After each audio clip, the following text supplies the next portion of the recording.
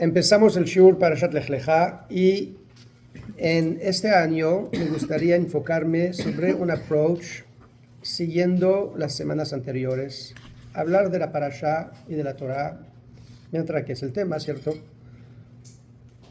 De un nivel muy macro, muy general, sobre el plan de la Torah y el plan de Hashem en ese cuento. De alguna forma, la Parashat Lech Lecha es la Parashá que inicia el cuento de la Torah. ¿Por qué? Es muy simple. Porque Parashat Bereshit y Parashat Noach son dos parashiot de tentativas de crear un mundo que no logró. Son tentativas falladas o fallidas de crear una civilización humana funcional, coherente, etc. Hashem en la primera Parashá Bereshit, Hashem intentó, y eso el primer cambio fundamental entre las dos primeras Parashiot y Parashat Lech Lecha. Parashat Bereshit y Parashat Noach es Hashem intentando de crear un mundo perfecto. Hashem intentó de crear un mundo perfecto, Adam Arishon, Javá, pecaron, salieron, ya se quebró todo el cuento. Hasta tal punto que 10 generaciones después hubo que hacer el Mabul. Era tan mal que Hashem intentó de resetear todo para cero y reiniciar el cuento de cero. El diluvio, reiniciamos todo de cero. ¿Funcionó? No funcionó. Resultó en la Torre de Babilonia. La Torre de Babel, perdón. ¿La Torre de Babel qué es? La Torre de Babel es el momento en el cual el ser humano tenía su centro y su convivencia.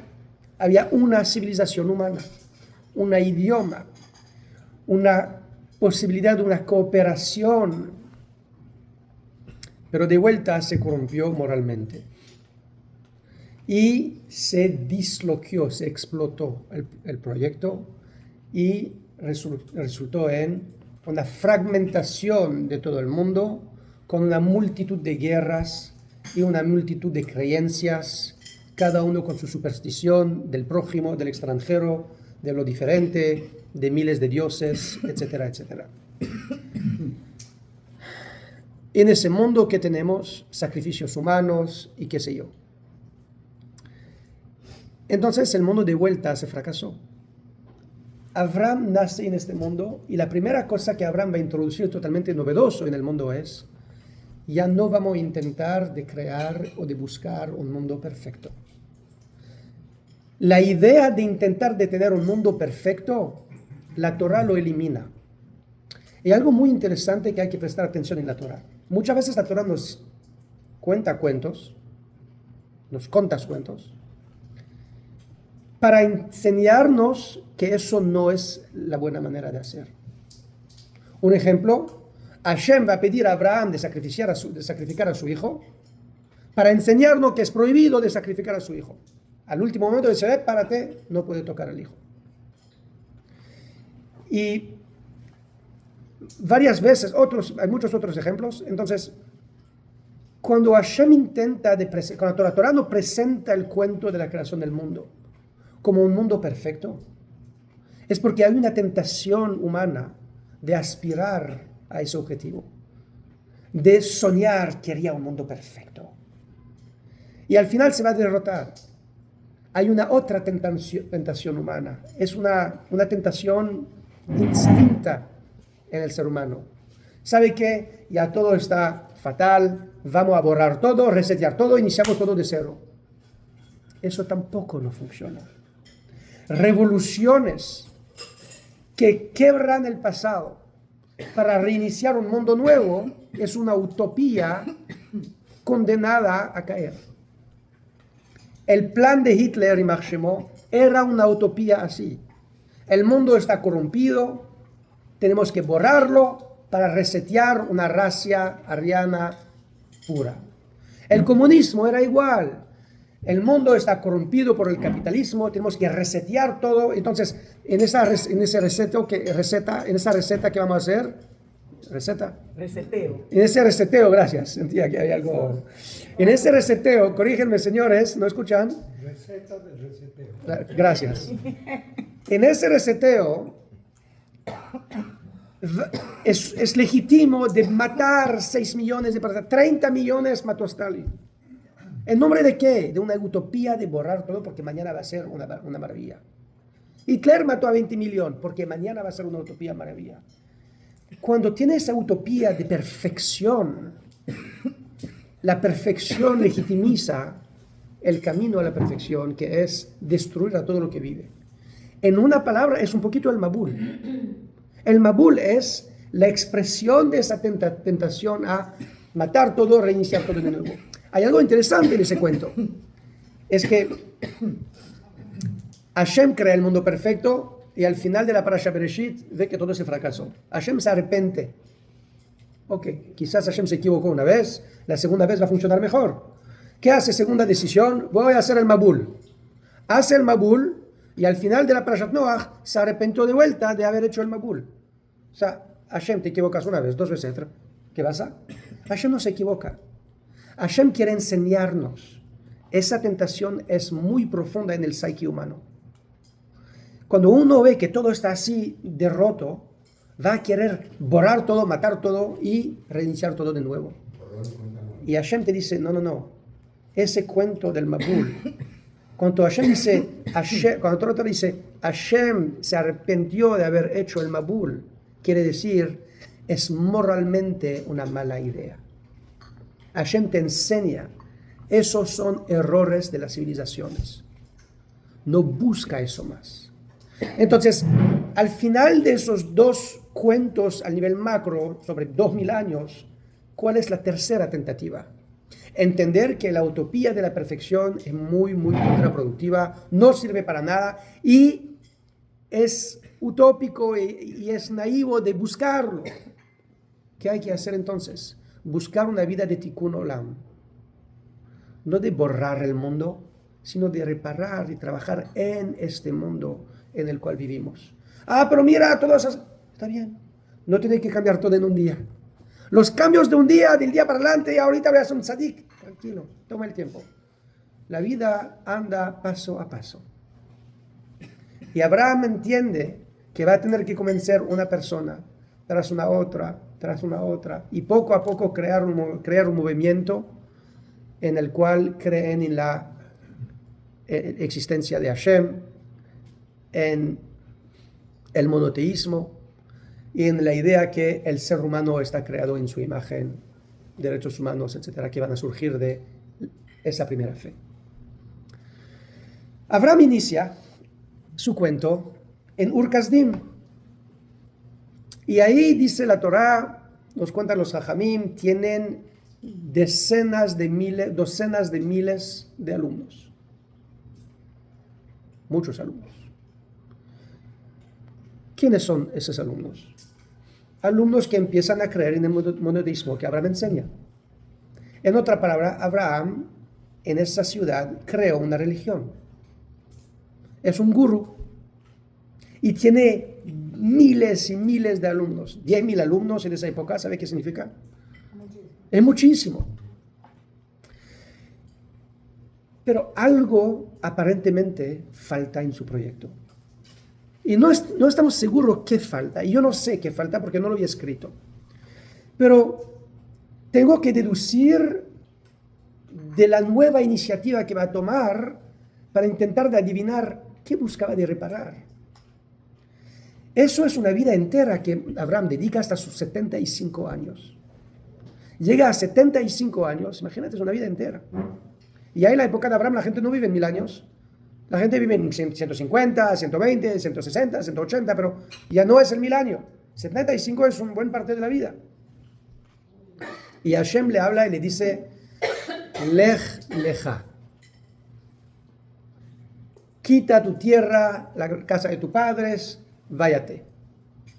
Ahorita en hebreo hay que prestar atención. Gramaticalmente, Lech lecha se puede leer de dos maneras. Se puede leer de Lech, vaya, donde lecha, hacia ti, para tu beneficio. Es una manera de leerlo. Una otra forma de leerlo es Lech lecha. Ándate. Yala, ándate, váyate de acá. La diferencia entre los dos no es solamente el cariño o la falta de cariño, sino que es también que en la primera forma, vaya para quién, hacia ti, para ti, o váyate es el aislamiento. Si váyate tú, es tú solo, sal de acá.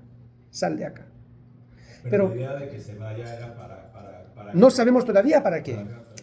Pero lo que vemos es que la manera que Hashem habla está aislando a Abraham del público con el cual es.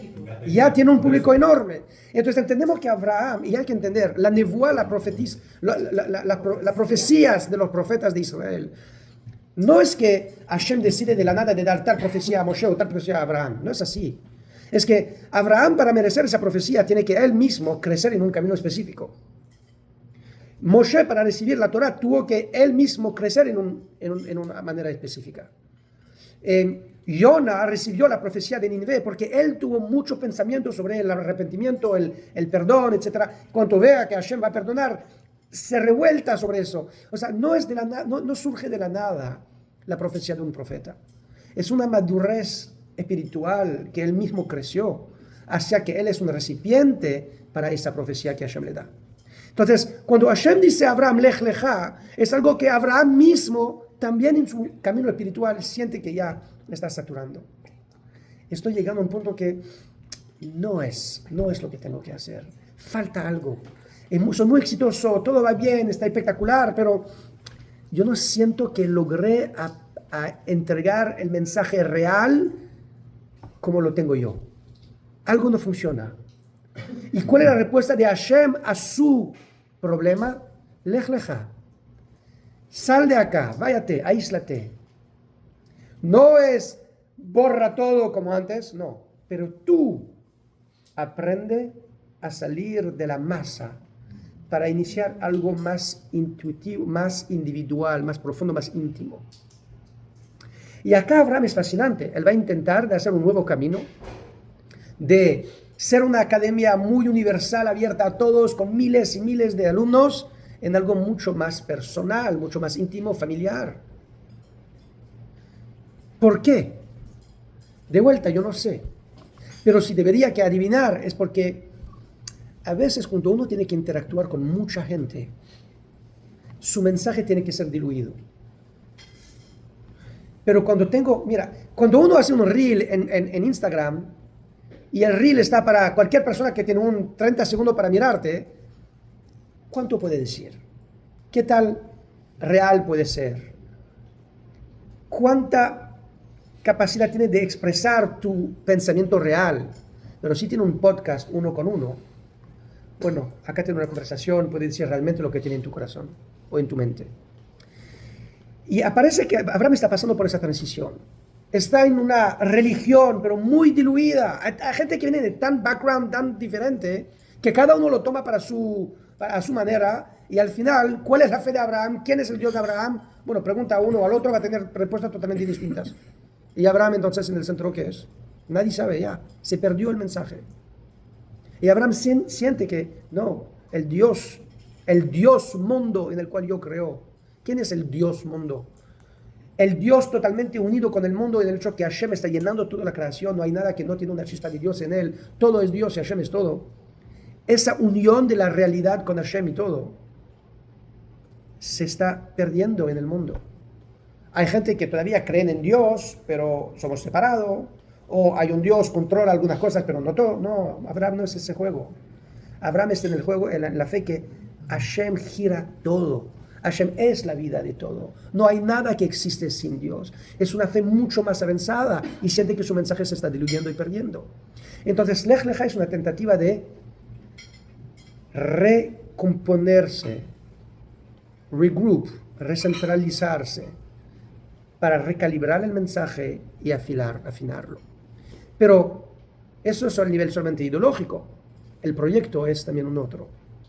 No es suficiente de crear una identidad de fe, de religión.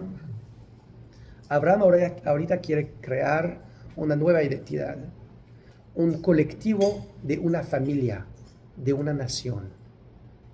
Una nación no es solamente yo creo en esto. Una nación es algo que va a nacer de él y crecer con él.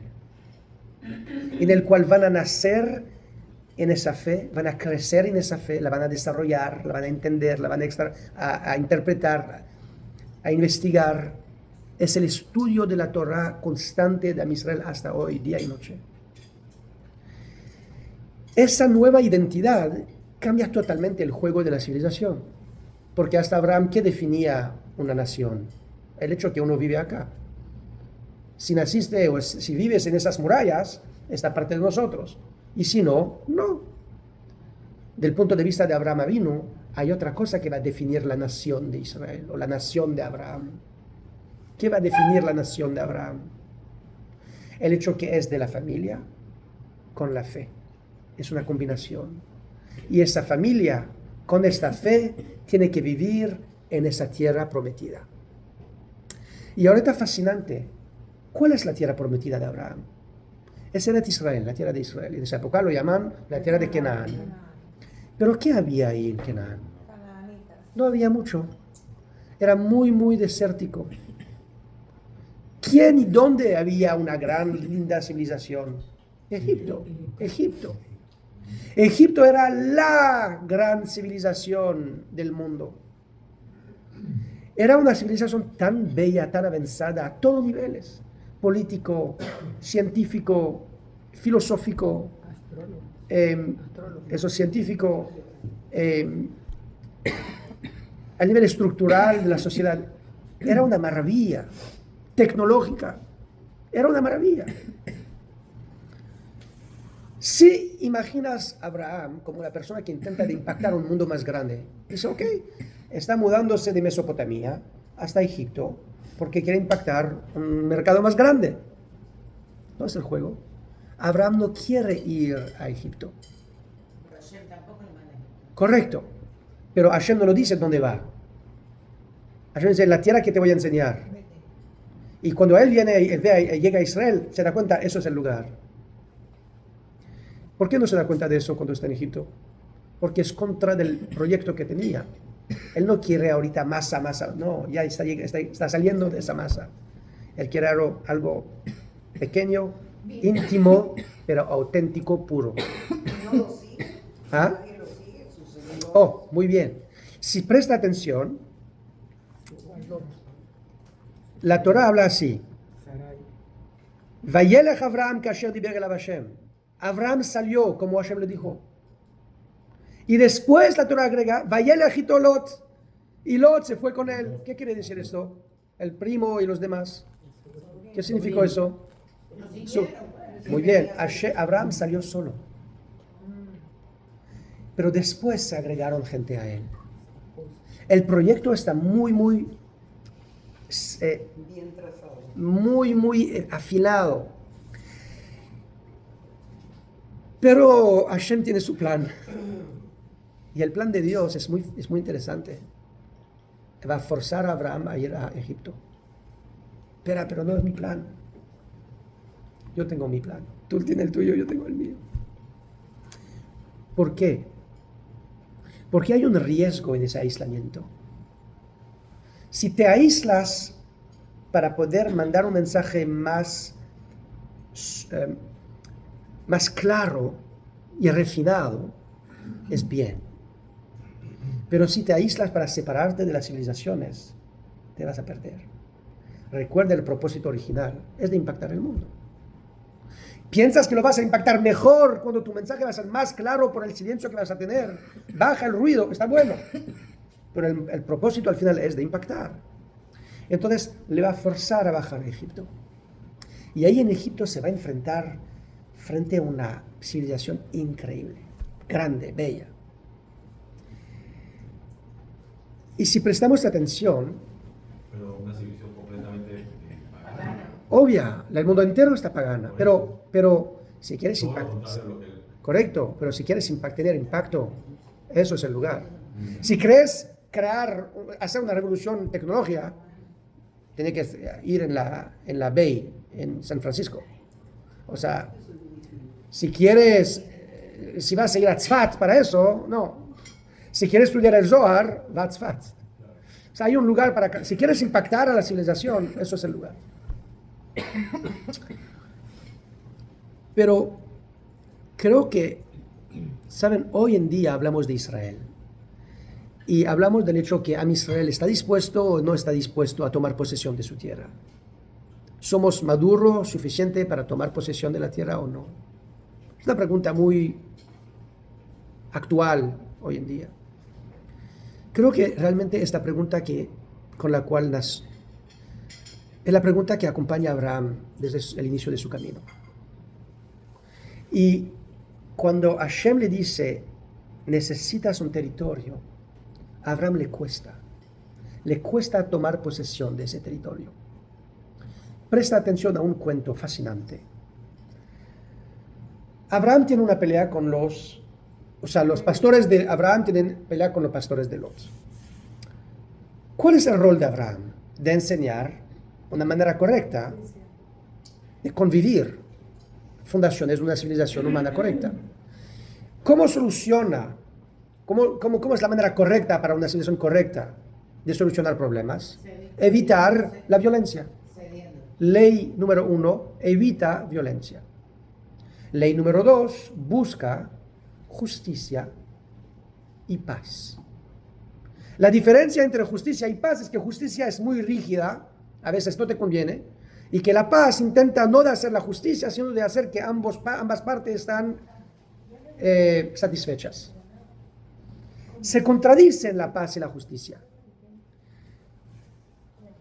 Cuando Hashem va a decir a Abraham, tiene que enseñar tzedakah, un mishpat a su casa, la justicia y la paz, realmente tiene esos dos roles, pero intuitivamente Abraham Avinu es un Isha Chesed, es una persona de cariño, de bondad. La justicia le cuesta un poquito. ¿Qué va a hacer con Lot entonces? Él hubiera podido decir a Lot, mira, eso es mi tierra, Hashem me la prometió. No te conviene, regresa a un Kasdim. Mesopotamia es solamente unos meses de camino de acá. Hiciste el camino para acá, regresa. I'm sorry. O te alineas o regresas a casa. Pero Abraham busca paz, no busca justicia. Y está haciendo algo que no tenía el derecho. ¿Qué está haciendo? Está diciendo a Lot, vamos a repartir el territorio. Escoge dónde quiere ir. Y Lot va a escoger la parte Transjordania y Abraham se va a quedar en la parte occidental del Jordán, donde hoy tenemos Israel. Y Lot se va donde hoy es Jordania. Pero se va a ubicar en Sodom, al sur, donde el Jordán termina. El tema con eso es que esa tierra entera era dedicada a los descendientes de Abraham. Lot no es un descendiente de Abraham. ¿De qué derecho Abraham está otorgando esa tierra? Y acá vemos que Abraham tiene dificultad de tomar posesión de su tierra. Está dispuesto a entregar la mitad de su tierra para evitar un conflicto.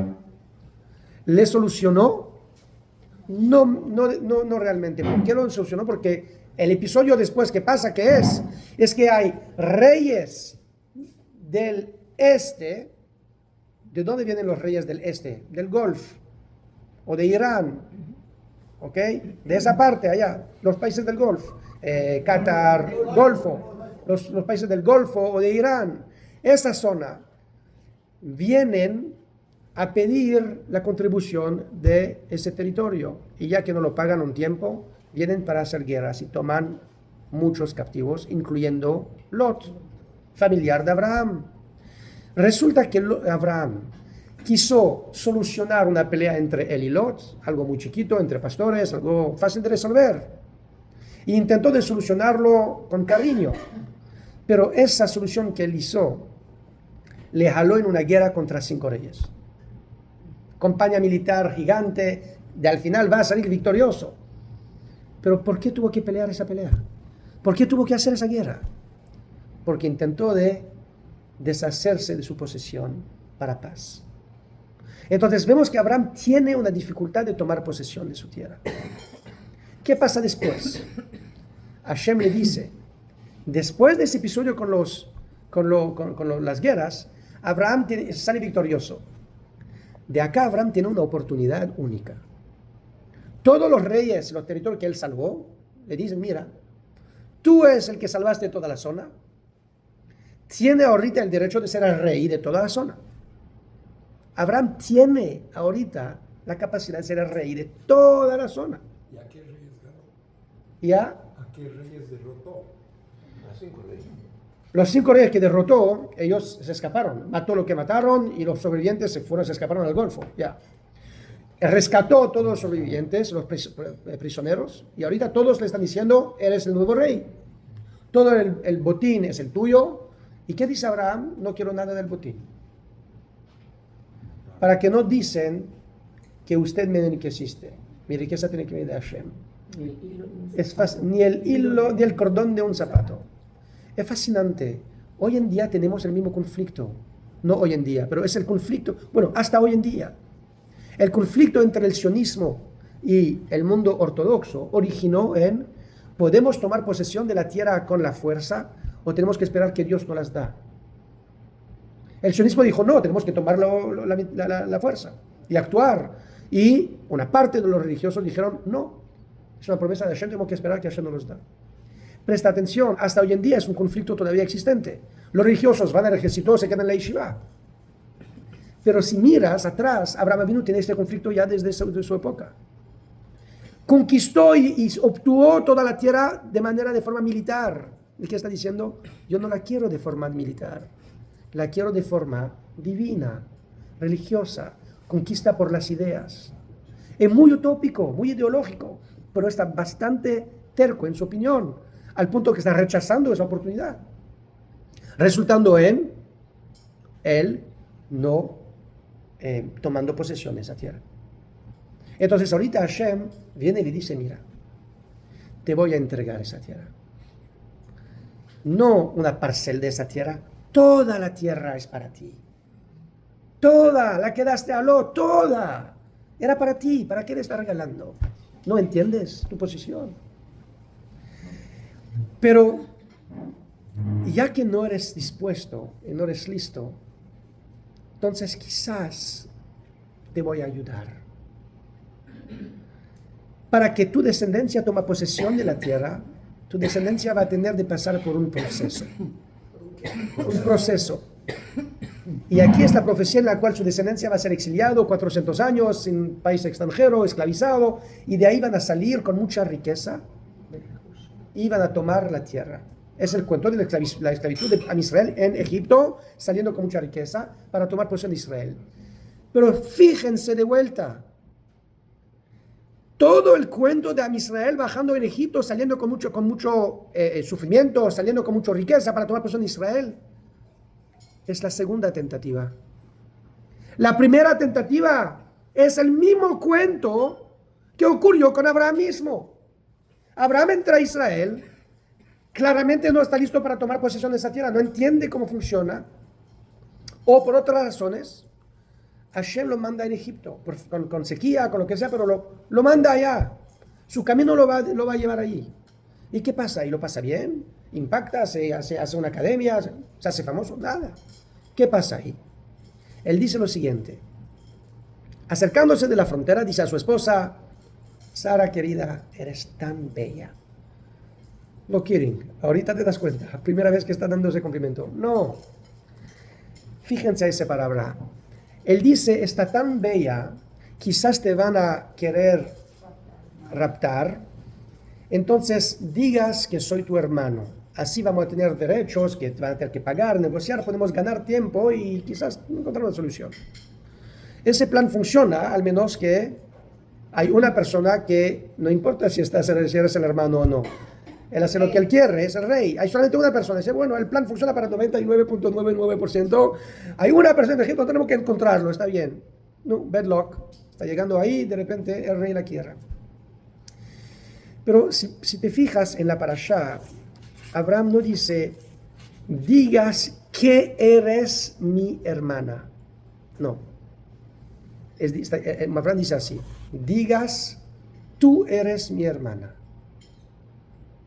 No es una fórmula gramática normal de hablar. Debería decir: digas que eres mi hermana. Diga que eres mi hermana. Diga, eres mi hermana. Imrina ajotiat.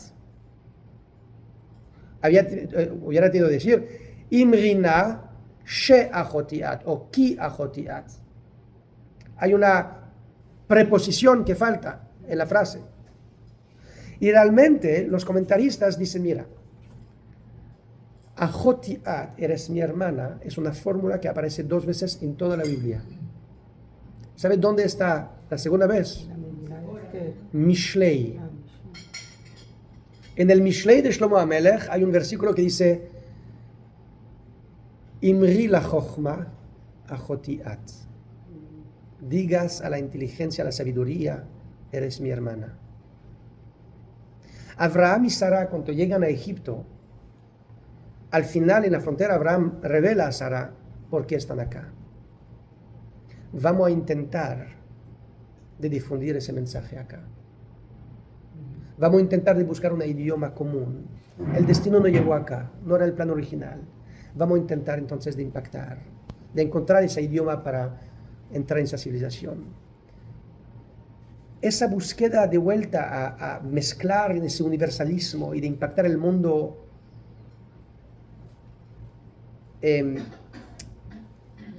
diluyéndose. En verdad, cada persona que empieza una empresa o un proyecto nuevo, cuando se choca contra la realidad que no funciona, la primera tentativa, ¿sabe qué es? Mira para atrás, si puede regresar a donde estaba antes. No era tan mal. No era tan mal. Abraham intentó a Israel, a Canaán. No funcionó. ¿Qué hace? Mira el modelo que había atrás. Bueno, quizás el aislamiento no funciona bien. Vamos a intentar de vuelta como estábamos antes. Eso es lo que él piensa. Pero Hashem tiene su plan muy, muy distinto, ¿no? Él va a sufrir ahí. Lo van a raptar su esposa. Y cuando lo van a raptar su esposa, ¿qué pasa en la casa de Faraón? Faraón va a sufrir con plagas. Va a tener lepra. Va a tomar baños de sangre para curarse. Va a recibir golpes, problemas intestinales, una multitud de cosas. Hasta que entiende que la esposa que tomó por la fuerza, él no puede tocarla. Pero presta atención. ¿Qué significa que Egipto rapta a la mujer de Abraham? Es muy similar a lo que va a pasar con Israel después. Cuando Faraón dijo, vamos a matar a los varones y tomar a las chicas, a las niñas, a las mujeres, pero los bebés, a la bebé mujer. ¿Qué significa? Vamos a tomar y a robar la descendencia de Israel. Faraón ya intentó hacerlo con Abraham. Le robó su esposa, la que tenía que fecundar esa descendencia, esa nación. Y Hashem ya mandó las plagas a Faraón. Que al final de ese cuento que surgió, Faraón tuvo que entregar una riqueza, una fortuna enorme a Abraham para perdonarse. Y Abraham sale de Egipto con su esposa y con una riqueza gigante. Generaciones después, ¿qué va a pasar? Israel va en Egipto, está esclavizado. Faraón va a intentar de robar a las mujeres de vuelta, matando a los varones y guardar a las mujeres, tomar control de esa progenitud. Va a recibir las plagas y Israel va a salir con mucha riqueza. La diferencia es que Abraham lo hizo él, con su esposa. Y cuando esa tentativa sola no funcionó, Hashem dice, ¿sabe qué? Está bien. Lo vamos a hacer colectivamente. Lo vamos a hacer para toda tu generación. ¿Por qué hubo esa necesidad? ¿Por qué Abraham no aceptó el regalo de la primera transición? ¿Por qué esa primera prueba de fuego no fue suficiente? Porque Abraham no quiso tomar posesión de la tierra. Él era muy consciente, no porque él no sabía cómo hacerlo políticamente, era muy consciente que cuando la gente empieza a cuidarse de su territorio, eso trae una decadencia moral. Cuando la persona empieza a cuidarse de su riqueza, de su stock, de comida para el año que viene, de su terreno, empieza a perder el compás moral y tener otras prioridades. Entonces él dijo a Dios, yo ya pasé por esa prueba, la entiendo, pero mi descendencia, ¿cómo lo van a agarrar? ¿Qué dice Hashem? Está bien. Tu descendencia también va a pasar por esa prueba si eso es lo que quieres. Y eso es lo que va a pasar. Y Abraham está escogiendo esto. Los Jajamim dicen, Hashem preguntó a Abraham, ¿qué prefieres? ¿Que tu descendencia pasa por el infierno o por el exilio? Y Abraham escogió el exilio. Bueno, con el exilio nuestro, que era peor con el infierno, quizás podemos pensar que Abraham no escogió bien. Pero realmente, ¿cuál es esa pregunta real? ¿Qué es ese infierno, el exilio?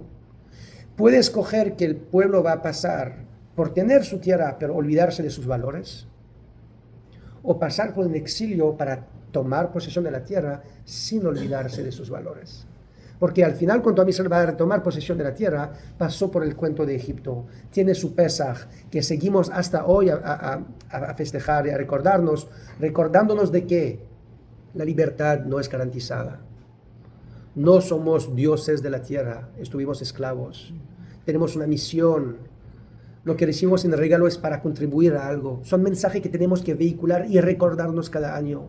Quiere decir, ese exilio que Abraham pidió era realmente una garantía para la sobrevivencia moral de su tierra, de su pueblo. Él quería que su nación vive con la tierra, pero sin perder sus valores. Y al final, Abraham lo logró. ¿Qué entonces estamos descubriendo de esa parasha? Al final, de todo eso, entendemos que el cuento de Am Israel, estamos realmente viviendo hoy lo que Abraham vivió. Es un cuento que se está contando 3.500 años, pero con ciclos siempre más grandes. Los ciclos siempre impactan más gente. La primera vez era Abraham con Sara nada más. La segunda vez será todo Am Israel, pero ya, y la región pequeña alrededor. La tercera vez, ¿cuándo es? Hoy. Estamos regresando a Israel. ¿Pero quién está impactado de esto? El mundo entero. Pero en la época de Abraham, al final hay un problema, un elemento faltante. Ok, tengo todo el plan para mi descendencia, para todo, pero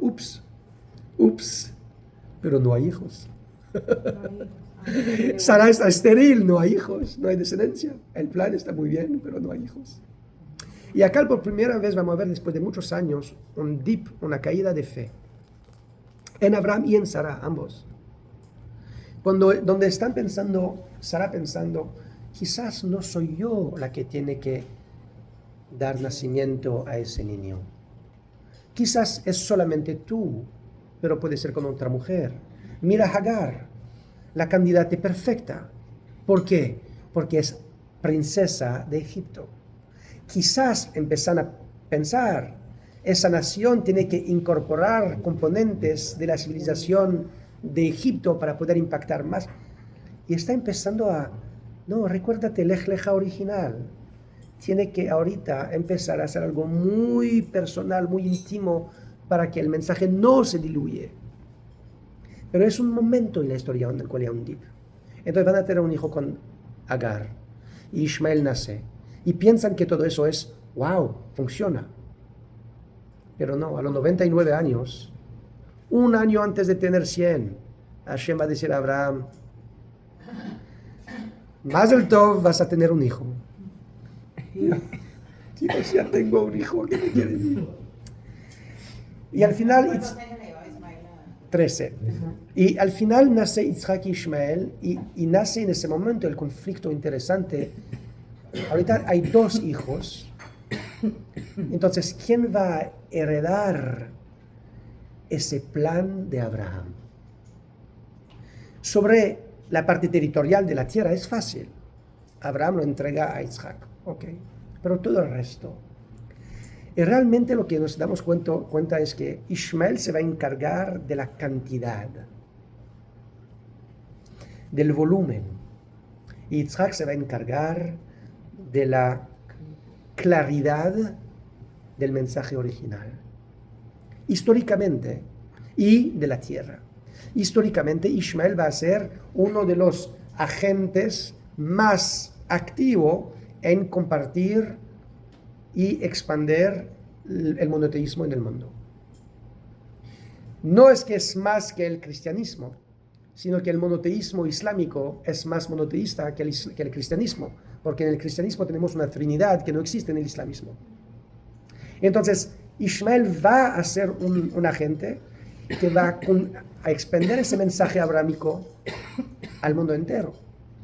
Y Yitzhak va a guardar la idea más fundamental y más avanzada de esa idea, va a guardar el santuario de la tierra y va a formar la nación que Abraham y Sara tenían que hacer desde la primera llamada, Lech Lecha.